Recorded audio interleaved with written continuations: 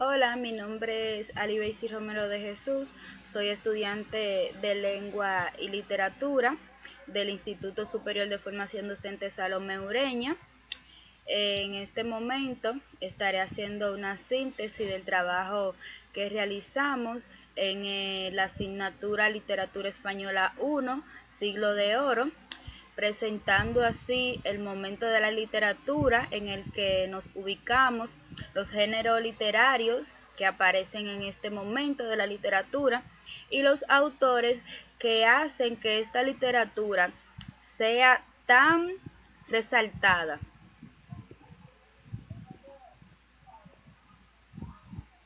Bien, en la asignatura Literatura Española 1, Siglo de Oro, trabajamos los movimientos culturales que abarcan el Siglo de Oro español. También nos ubicamos en el momento del Siglo de Oro que cubrió el Renacimiento del siglo XVI y el Barroco del siglo XVII. El barroco es un movimiento artístico predominante en la Europa del siglo XVI y XVII. En España, el barroco coincidió con el siglo de oro, como se conoce a la época de mayor esplendor de la literatura española y probablemente de la literatura en habla hispana de todos los tiempos. Aquí nacieron los géneros dramático, narrativo y lírico. Y salieron de aquí unos escritores, grandes genios, reconocidos como fueron Lope de Vega, que fue uno de los poetas y dramaturgos más importantes del siglo de oro español, y por la extensión de su obra, uno de los autores más prolíficos de la literatura universal.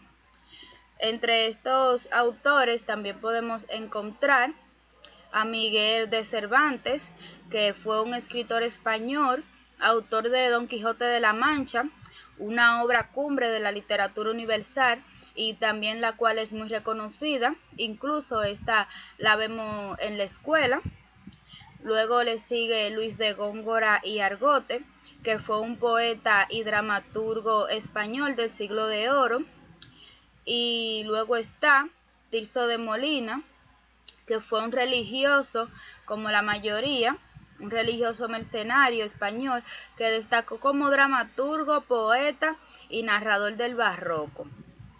Luego está Francisco de Quevedo, que fue un escritor español del siglo de oro. Se trata de uno de los autores más destacados de la historia de la literatura española, conocido especialmente por su obra poética.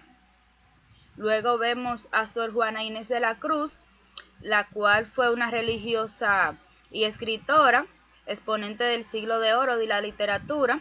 Esta, ¿cómo le diría? Esta escritora me gusta mucho en lo personal, ya que la estuve estudiando aparte y profundicé un poco de ella y me gustó mucho su valentía que ella tuvo, a pesar de que en ese tiempo, como podemos ver, la mayoría son hombres, podría decir que todos, y ella vendría siendo la única mujer, ya que en ese entonces el aprendizaje era únicamente para los hombres, y Sor Juana Inés tuvo la valentía de dedicar su vida solo a aprender, porque ella tenía esa sed de aprendizaje y decidió por eso irse al convento, ya que esa era su única manera de solo dedicarse a estudiar, porque si se casaba tenía que cuidar a su esposo y a sus hijos. Entonces ella estaba entre la espada y la pared, entonces se tomó esta decisión para dedicarse completamente a estudiar, y de aquí surge esto. Luego está Pedro Calderón de la Barca, que fue un escritor español, sacerdote católico, miembro de la venerable congregación de Presbíteros Seculares Naturales de Madrid. Y luego le sigue Baltasar Gracián, que fue un escritor español del siglo de oro que cultivó la prosa didáctica y filosófica. Entre sus obras destaca El Criticón, alegoría de la vida humana, que constituye una de las novelas más importantes de la literatura española. Esta puede ser comparable por su calidad a Quijote o la Celestina, lo cual es una comparación bien grande porque, como ya sabemos, estas obras, Don Quijote y la Celestina, son obras grandiosas. También pudimos apreciar lo que fueron los géneros literarios, como fue la poesía española. Aquí tenemos una pequeña definición de poesía y dice: surge del griego poesis, que significa creación. Como sabemos, la poesía es una creación, es algo que es original, que sale del sentimiento, una fabricación, construcción. Es la expresión artística de la belleza por medio de la palabra sometida a un cierto ritmo y a una cierta medida. Esto quiere decir que la poesía da al lenguaje musicalidad, sonoridad y armonía. La poesía es un medio artístico que se usa para embellecer, porque aquí en la poesía uno se tiene que estremecer y usar palabras que lleguen como a lo profundo del corazón. En la poesía se usan lo que son las figuras retóricas. Estas se utilizan para persuadir, sugerir o emocionar al lector, o sea, como para darle ese toque de sentimiento. Como encontramos las figuras de pensamiento, luego están entre las figuras de pensamiento, luego en las figuras patéticas encontramos la hipérbole, lo cual es una exageración con el objetivo de degradar. También está lo que es la prosopopeya o personificación, que es cuando se le dan cualidades humanas a seres inanimados o animales. Luego encontramos el apóstrofe, que es la apelación o llamado a un receptor de forma individualizada. Luego está las figuras lógicas, que aquí está el símil o comparación, que es donde se establece una relación de similitud entre un elemento real y un imaginario que se le parezca por alguna similitud. Luego tenemos la antítesis, que es esta que plantea una contraposición significativa de palabras o frases. Luego tenemos la sinestesia, que es la mezcla de sensaciones con sentimientos o de sensaciones con sentidos distintos.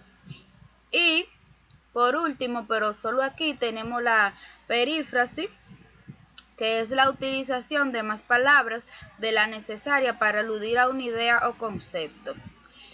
Pero estas no son las únicas. Existen muchísimas más figuras literarias para embellecer los poemas o cuentos o una frase, algo que queramos transmitir.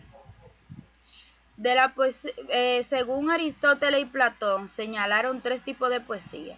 Está la poesía lírica, que es subjetiva y esta comunica sentimientos, como la mayoría de poesía.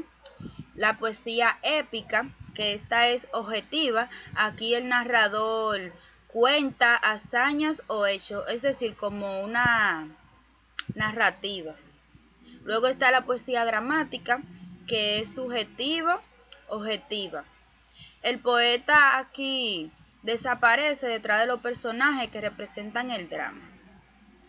También en este curso abarcamos el surgimiento de la novela en el siglo de oro. Aquí leímos la novela del Lazarillo de Tormes, la cual el autor es anónimo. Esta novela es picaresca. A mí me gustó mucho en lo personal, ya que esto deja como una enseñanza de vida, que es algo que nos deja esa enseñanza. Y me gustó mucho la actividad también, que tuvimos que recrear dejando una enseñanza. Esta novela muestra una visión pesimista de la sociedad a través de los ojos de un pícaro que sirve a diversos amos. Esta obra es el prototipo de la novela picaresca que floreció a comienzos del siglo XVII.